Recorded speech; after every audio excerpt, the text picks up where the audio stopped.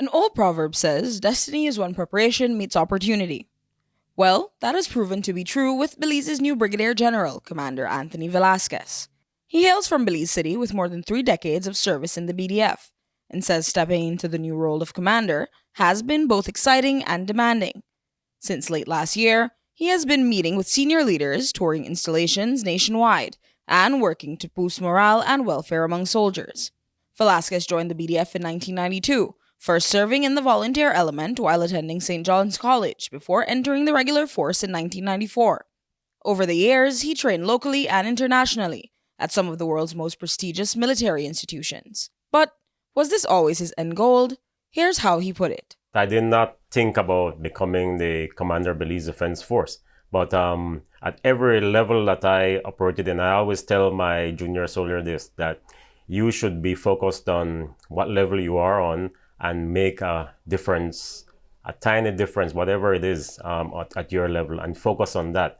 The bigger picture, yeah, every officer probably wants to be the commander of the Belize Defense Force, but you should focus on at your level, and everything else will work itself out. So I wasn't primarily focused on becoming the commander of Belize Defense Force. I'm very grateful and honored to be here, but that wasn't my primary goal from the start. Velasquez has been the second in command for some time, but ascending to the top post took perhaps a little longer than expected.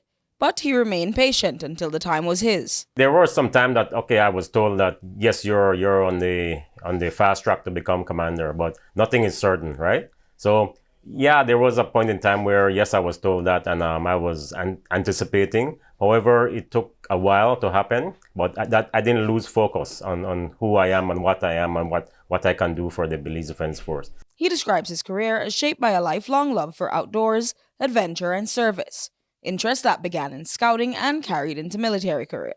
He has seen the force grow and improve, but he knows that there is much more to get done. Well, yeah, I've been here for a while in the Belize Defense Force, 31 plus years, and it's been amazing to see the way how the force has developed and changed and morphed into what it is today.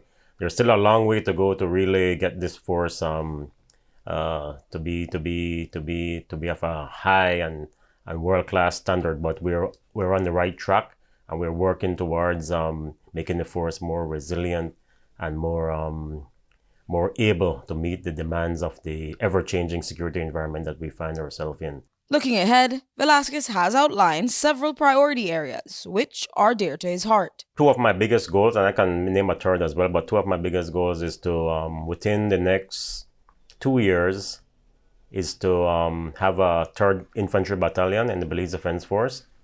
And also within the next 2 or 3 years is to start an officer cadet school here in Belize, where we'll train officer cadets in Belize, and we can invite the Coast Guard, police, and other security institutions to attend as well.